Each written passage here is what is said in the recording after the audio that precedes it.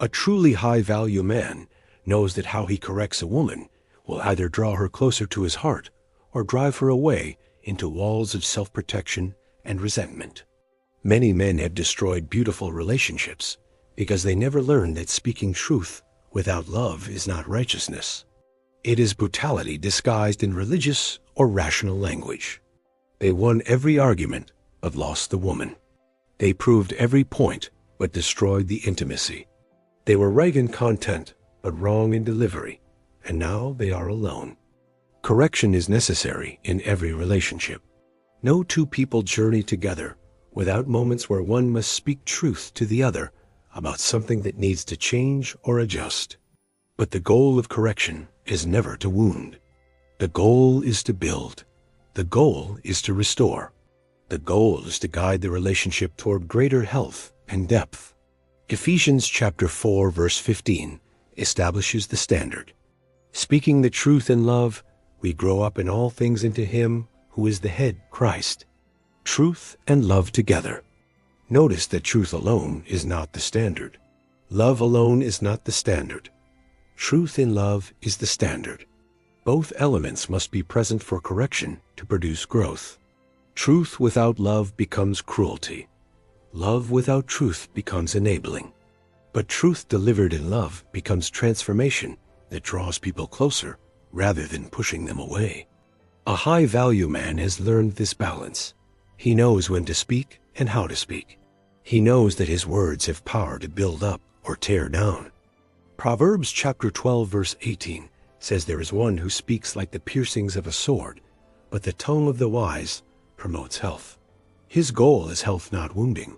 Today I will reveal how a high-value man corrects a woman in ways that build rather than destroy, that draw closer rather than push away, that produce change rather than resentment.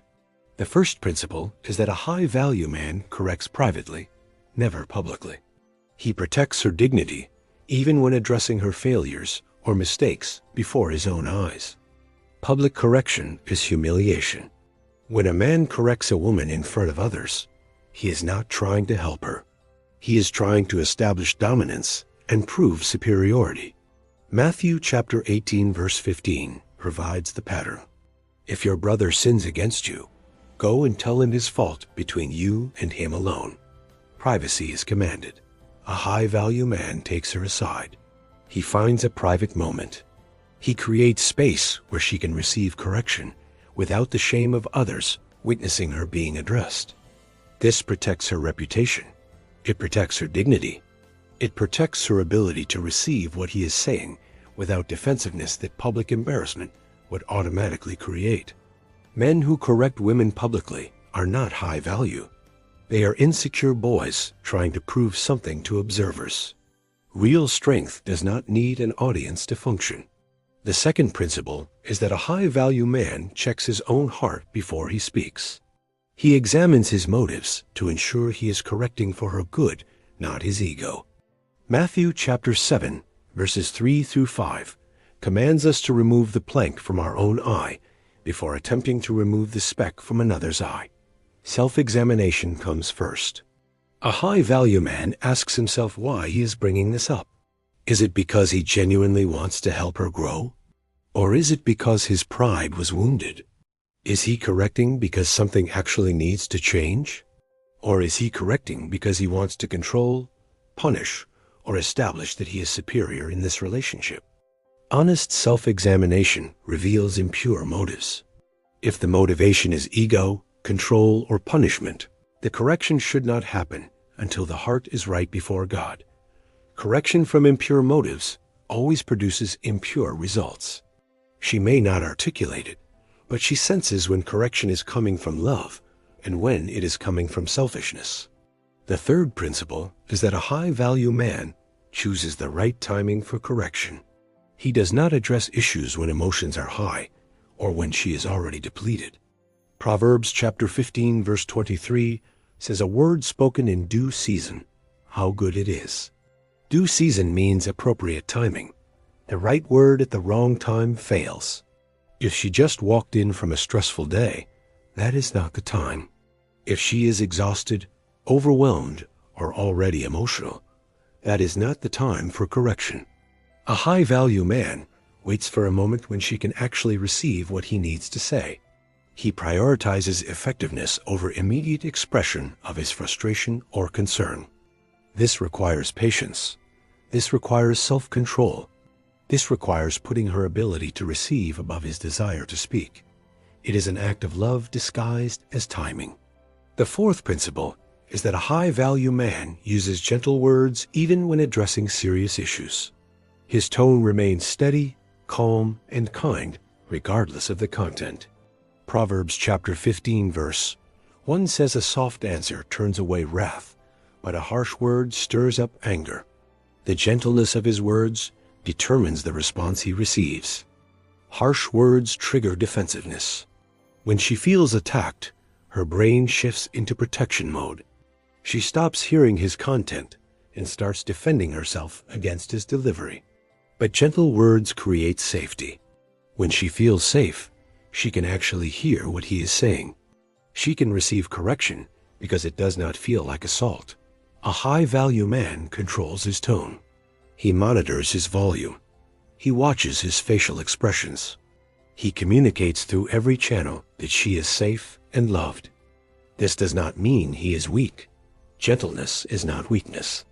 It takes more strength to remain calm when frustrated than to explode. Self-control is power under management. Galatians chapter 6 verse 1 instructs that those who are spiritual should restore others in a spirit of gentleness. Gentleness is the atmosphere for effective restoration. The fifth principle is that a high-value man leads with affirmation before addressing the issue. He establishes his love and appreciation before speaking correction. When Jesus addressed the 7 churches in Revelation, he began most letters with commendation before correction. He said, "I know your works," and praised before he addressed problems. This pattern creates receptivity. When she knows she is valued and appreciated, she can hear correction without feeling like she is being rejected or that she can do nothing right. A high-value man might say something like, "I love you, and I value our relationship so much. That is why I want to talk about something that I think can make us better." This framing communicates that correction is coming from love, not rejection. It establishes that the relationship is secure, even though an issue needs to be addressed. Men who lead with attack put women immediately on defense. Men who lead with affirmation create openness that allows truth to penetrate rather than bounce off walls. The sixth principle is that a high-value man focuses on specific behavior, not character assassination. He addresses what was done, not who she is as a person. There is a massive difference between saying "you forgot to do this" and saying "you are so irresponsible." One addresses behavior. The other attacks identity and character. When you attack character, you wound deeply. You are not just saying she did something wrong. You are saying she is something wrong. This produces shame, not change. A high-value man stays specific. He says when this happened, "It made me feel this way." He addresses the concrete situation without extrapolating to sweeping statements about her character. This makes the issue manageable. She can change a behavior. She cannot instantly change her entire identity. Specific correction gives her something she can actually work with practically. The seventh principle is that a high-value man takes responsibility for his own feelings and perspective, rather than making absolute pronouncements about her intentions or motivations. He says, "I felt hurt when this happened," rather than "you meant to hurt me." He owns his experience without claiming to know her internal world better than she does. Proverbs chapter 18 verse 2 says, "A fool has no delight in understanding, but in expressing his own heart." A wise man seeks to understand before demanding to be understood. When he uses language that owns his perspective, he invites dialogue rather than creating combat. She can respond to how he felt without having to defend herself against accusations. This approach is not weakness, it is wisdom. It creates space for her to explain, to be understood, and to actually address the issue rather than just fight accusations. The eighth principle is that a high-value man listens to her response without interrupting or becoming defensive when she shares her perspective on the situation. James chapter 1 verse 19 commands everyone to be swift to hear and slow to speak and slow to wrath. Listening must precede speaking in correction conversations. A high-value man speaks his concern and then genuinely listens. He does not interrupt. He does not plan his rebuttal while she is talking. He actually seeks to understand. Perhaps there are things he did not know. Perhaps there is context that changes his understanding. Perhaps his perspective was incomplete. Listening allows truth to emerge. Men who lecture without listening are not seeking resolution. They are seeking submission. They want compliance, not connection. A high-value man wants understanding, not just obedience. The ninth principle is that a high-value man offers solutions and support rather than just identifying problems. He comes alongside her to help, not just to criticize. Anyone can identify problems. It takes no skill to point out what is wrong. But a high-value man offers himself as a partner in addressing the issue he has raised. He might say, "How can I help with this?" Or "What can we do together to make this better?" He is not just her critic. He is her teammate working toward solution. Ecclesiastes chapter 4, verses 9 and 10 says 2 are better than 1, because if they fall, one will lift up his companion. He positions himself as the lifter. This approach communicates that he is not standing over her in judgment. He is standing beside her in partnership. They are addressing an issue together, not as adversaries. The 10th principle is that a high-value man forgives completely once the issue has been addressed and does not bring it up repeatedly in future conversations. Ephesians chapter 4 verse 32 commands us to forgive one another as God in Christ forgave us. God does not keep records of forgiven sin. Neither should a high-value man. Once the conversation is complete and resolution is reached, a high-value man releases the offense. He does not store it as ammunition for future conflicts or arguments. Men who keep records of offenses and repeatedly reference past issues are not practicing correction. They are practicing control through accumulated guilt that they deploy strategically. A high-value man lets it go. He moves forward. He trusts the process. He believes the best about her intention to grow without needing to constantly remind her of past failures. The 11th principle is that a high-value man models what he corrects.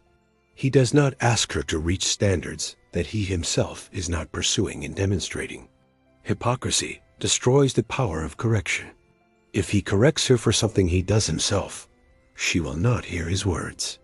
She will see his inconsistency and reject his credibility. Matthew chapter 7 verse 5 says, "First remove the plank from your own eye, and then you will see clearly to remove the speck from your brother's eye." Order matters. A high-value man lives what he teaches. He models what he corrects. He leads by example before he leads by instruction. His life gives his words authority and credibility.